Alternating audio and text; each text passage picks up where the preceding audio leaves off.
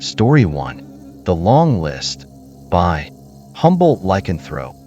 When Melissa was 14 years old, her father sold her to a crank cook named Possum for 2 pounds of crystal meth and a broken-down Trans Am. Possum kept her chained to a rusty wood stove during the day with a mason jar of water and a box of Cheerios, while he worked in the lab back behind the trailer, breaking Sudafed and ephedrine tablets down into glass-like shards of amphetamine. In the evening, Possum would swing open the door, the cat piss stench of burning chemicals wafting into the tiny trailer, and unchain her so she could make him meals, wash dishes, and mop. At night, as the bullfrogs began to bark and the crickets chirped, she would press her fist into her mouth, trying to stifle her cries of pain as he lay upon her, his rank smell of sweat and chemicals overwhelming her. 2 months later, a couple of Boy Scouts found her naked corpse in a drainage ditch in a patch of woods outside of Eureka, California. A pale tangle of limbs sticking out of the trash and sewage of the dirty culvert. Though the case officially went to homicide detective McClenney, Detective Stanler had been at the crime scene assisting. Stanler had helped take her by the arms and pull her remains from the rank sewer water and debris. As her body rose up from the muck, her head had lolled to the side and her wide, staring eyes had looked straight at him. For a moment, Stanler thought he saw a flicker of life register in them, though her gray, bloated face clearly revealed she was long, long dead. Stanler settled deeper into the seat of his car and flipped open the battered copy of Hamlet, scrolled down the long list of names he had scrawled on the last page. What a fucking week, suspended and out on bail, looking at manslaughter charges. He was parked in front of the police chief's suburban home, waiting for the fat fuck to arrive home from work. He eyed the long list and sipped from a pint of wild turkey, washed it down with a warm Budweiser, and thought to himself, someone who could do something like that to a 14-year-old girl. How can you let someone like that live? Who would possibly miss them? Who could possibly care? And no one had. Nobody missed that piece of shit Possum. 2 weeks paid administrative leave was all Stanler had received after he emptied his service revolver into the sick degenerate's face. It had been a big bust. The lab, kilos of meth, and an arsenal of weapons. Everyone in the department was happy, and all he had gotten was 2 weeks paid leave and a wild party at the Alibi, thrown by the other detectives and a gaggle of uniformed officers. When the inquest asked him why he had gone out there, outside his jurisdiction, to that backwoods no man's land, he had simply replied he was following up on a lead from an informant. What was he going to say? That a ghost had told him where to look? That the little dead girl had come back from the grave and told him? That in the dark, pre-dawn hours, that twilight time between sick drunk and excruciatingly hungover, he would awake, lacquered in sweat, his wife snoring loudly beside him, the room spinning, his heart threatening to break free from his chest, and there she would be, a frail little girl, at the foot of his bed, her stick-figure limbs draped in a white nightie, its hemline stained in dark, crimson streaks. The first time he had seen her, he had screamed, horrified, the raspy noise of his own startled voice burning his dry mouth and throat. His wife awoke and shot straight up in bed. What is it? What is it? Stanler blinked his alcohol-swollen eyes. Only darkness. The girl was gone. There was nothing. Nothing, honey. It was nothing. Just go back to sleep. I just had a nightmare. 'Kay, honey. His wife had rolled back over and immediately began snoring again. He lay there till the room grew pale in the morning light, his flesh tingling, wondering what he had seen, if he was going insane. The next time the little girl had appeared, he was calmer. He blinked twice quickly, expecting her ghostly form to disappear like last time. But she didn't disappear. She remained there, looking down at him with her cold eyes, sunken deep in their dark sockets. He stared in disbelief. Was it real?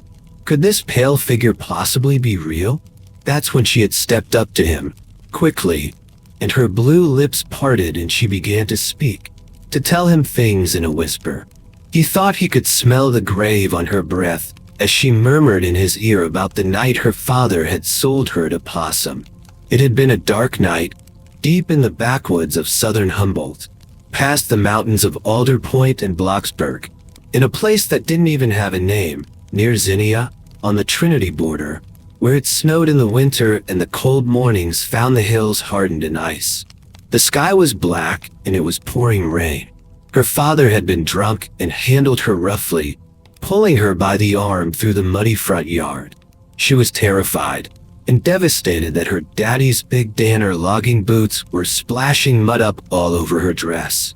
Her mother had been dead less than 3 weeks. Her father had shoved her roughly through the front door of Possum's trailer. "She's all fucking yours," her father had spat at the old, bearded man in greasy overalls. Possum had shuffled forward and took her cheeks into his grizzled, calloused hand, squeezing her face tightly, moving her head back and forth for inspection. "Oh, she's a pretty one. If you say so," her father said. "She's got that weird eye and those fucked up teeth, but she can cook real good and clean. She's damn handy with a broom." "Oh, yes," the old man chuckled, handing over the sealed bundles of methamphetamine. She'll do nicely." And 2 months later she was dead and abandoned like so much trash. The sick fucks. How could he have let them live? And no one missed Possum. No one mourned him. They had thrown Stanler a party. He had been a hero. That time. The second time was different. That one had gotten him suspended, most likely fired. No pension. No 401k. He might even see some time for that one. Stanler sipped his whiskey, reached down between his legs, and lifted up the Beretta. An old pistol. His father had given it to him, long ago. He cradled the heavy, cold weight of the gun, waiting for his old boss, that fat fuck, to arrive back at his nice suburban home. Maybe his wife would find him dead on their well-manicured front lawn. Maybe one of his teenage kids. Oh well, to have a sick fuck like that for a father. Just desserts. It was a warm night and he had the window down. The whine of passing trucks on 101 softly humming in his ears. He thought of Hamlet.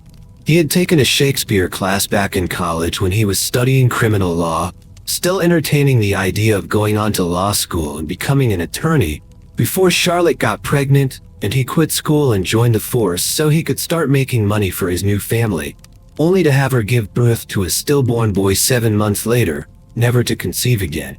Hamlet. That tale of the haunted Danish prince had always stuck with him. Standing atop the castle parapet, the ghost of his father crying out for him to avenge his savage murder. Ghost. My hour is almost come when I to sulphurous and tormenting flames must render up myself. Stanler always wondered, was Hamlet insane? But no, that would mean they were all insane. Horatio, Marcellus, Barnardo, they had all seen it. They couldn't all be insane. It had to be true. The ghost had to be real. The second time the little girl told Stanler to kill, things hadn't worked out like they had with Possum. My father, she had whispered. Kill him. And how couldn't he? Anyone who would do something as sick as sell their own daughter surely deserved to die. She described his car, where he would be, the pound of meth Stanler would find in the trunk, the Glock he always kept under his seat. Stanler had waited at the Red Lion Hotel on Broadway, right where the little girl had told him to, and just like clockwork the car had rolled right into the parking lot. Stanler had been amused at the look of surprise on the man's face when he strolled up with his .38 leveled right at eye level, squeezing a round off before the jerk even had a chance to utter a word. But there was no meth in the trunk, no gun under the seat, and it ended up it wasn't her father at all. At least that's what the investigators said. They claimed it was just some businessman from Santa Rosa. But when Melissa appeared before him the next night, shimmering and ghastly in the moonlight, she told him, no, it had been her father. They were lying. All of them. Lying liars, the little girl had whispered to him with her pale, blue lips and graveyard breath. They had tried to hide it. It was a conspiracy, and they had fired him because the police chief was in on it. That's why the police chief was next. He had to go. That's why Standler sat in his car outside his house, a pistol cradled in his hands. He had to kill his old boss. Off that meth dealing, slave keeping, degenerate son of a bitch. And there were more. There are many of them, the frail ghost had murmured. His wife was one of them. She had made the list. She was a cheating meth whore, fucking the whole department for Craig. The little girl had told him all about it, late at night, moments before the morning, when the earth swelled silent and cold and his heart beat so it threatened to leave his chest. Yes, there were many of them, a whole list, and it was a long list. Story 2. Autopilot by Scarjo. Have you ever forgotten your phone? When did you realize you'd forgotten it? I'm guessing you didn't just smack your forehead and exclaim, "Damn," apropos of nothing. The realization probably didn't dawn on you spontaneously. More likely, you reached for your phone, pawing open your pocket or handbag, and were momentarily confused by it not being there. Then you did a mental restep of the morning's events. Shit.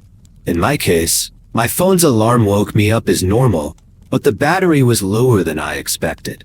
It was a new phone, and it had this annoying habit of leaving applications running that drained its power overnight.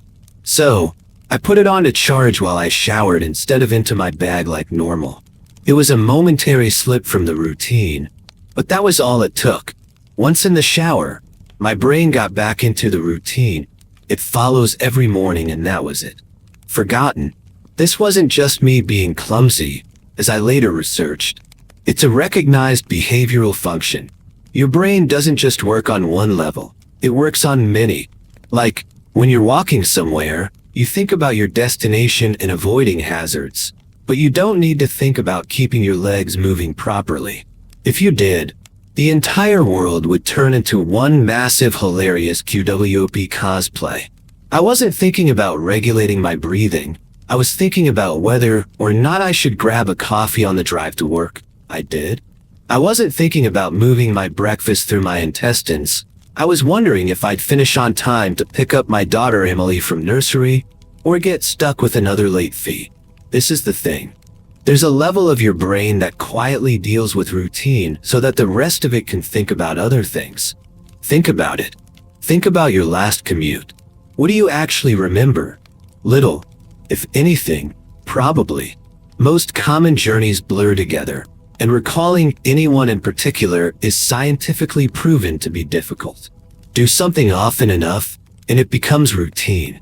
Keep doing it, and it stops being processed by the thinking bit of the brain, getting relegated to another part dedicated to dealing with it. Your brain keeps doing it without you thinking about it. Soon, you think about your route to work as much as you do keeping your legs moving when you walk. As in, not at all. Most people call it autopilot, but there's danger there. If you have a break in your routine, your ability to remember and account for the break is only as good as your ability to stop your brain going into routine mode. My ability to remember my phone being on the counter was only as reliable as my ability to stop my brain entering morning routine mode, which would dictate that my phone is actually in my bag. But I didn't stop my brain entering routine mode. I got in the shower as normal. Routine started. Exception forgotten. Autopilot engaged. My brain was back in the routine. I showered, I shaved. The radio forecast amazing weather. I gave Emily her breakfast and loaded her into the car. She was so adorable that morning. She complained about the bad sun, blinding her, saying it stopped her having a little sleep on the way to nursery, and left. That was the routine. It didn't matter that my phone was on the counter, charging silently. My brain was in the routine, and in said routine, my phone was in my bag. This is why I forgot my phone. Not clumsiness. Not negligence. Nothing more than my brain entering routine mode and overriding the exception. Autopilot engaged. I left for work. It was a swelteringly hot day already. The bad sun had been burning since before my traitorously absent phone woke me. The steering wheel was burning hot to the touch when I sat down. I think I heard Emily shift over behind my driver's seat to get out of the glare. But I got to work, submitted the report, attended the morning meeting. It wasn't until I took a quick coffee break and reached for my phone that the illusion shattered. I did a mental restep. I remembered the dying battery. I remembered putting it on to charge. I remembered leaving it there. My phone was on the counter. Autopilot disengaged.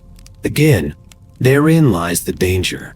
Until you have that moment, the moment you reach for your phone and shatter the illusion, that part of the brain is still in routine mode. It has no reason to question the facts of the routine. That's why it's a routine. Attrition of repetition. It's not as if anyone could say, "Why didn't you remember your phone? Didn't it occur to you? How could you forget? You must be negligent." To do would miss the point. My brain was telling me the routine had been completed as normal, despite the fact that it hadn't. It wasn't that I forgot my phone. According to my brain, according to the routine, my phone was in my bag. Why would I think to question it? Why would I check? Why would I suddenly remember, out of nowhere, that my phone was on the counter?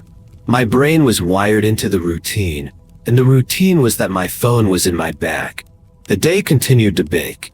The morning haze gave way to the relentless fever heat of the afternoon. Tarmac bubbled. Direct beams of heat threatened to crack the pavement. People swapped coffees for ice smoothies. Jackets were discarded. Sleeves rolled up. Ties loosened. Brows mopped. The parks slowly filled with sunbathers and BBQs. Window frames threatened to warp. The thermometer continued to swell. Thank fuck the offices were air-conditioned. But, as ever, the furnace of the day gave way to a cooler evening. Another day, another dollar. Still cursing myself for forgetting my phone, I drove home. The day's heat had baked the inside of the car, releasing a horrible smell from somewhere. When I arrived on the driveway, the stones crunching comfortingly under my tires, my wife greeted me at the door. "Where's Emily?" Fuck. As if the phone wasn't bad enough. After everything, I'd left Emily at the fucking nursery. I immediately sped back to the building. I got to the door and started practicing my excuses, wondering vainly if I could charm my way out of a late fee. I saw a piece of paper stuck to it. "Due to vandalism overnight, please use side door. Today only." Overnight? What? The door was fine this morning. I froze. My knees shook. Vandals. A change in the routine. My phone was on the counter. I hadn't been here this morning. My phone was on the counter. I'd driven past because I was drinking my coffee. I'd not dropped off Emily. My phone was on the counter. She'd moved her seat. I hadn't seen her in the mirror. My phone was on the counter. She'd fallen asleep, out of the bad sun. She didn't speak when I drove past her nursery. My phone was on the counter. She'd changed the routine. My phone was on the counter. She'd changed the routine, and I'd forgotten to drop her off. My phone was on the counter. 9 hours. That car. That baking sun. No air. No water. No power. No help. That heat. A steering wheel too hot to touch. That smell. I walked to the car door. Numb. Shock. I opened the door. My phone was on the counter, and my daughter was dead. Autopilot disengaged. Thanks for watching. Please like, share, and subscribe to listen to similar stories in future.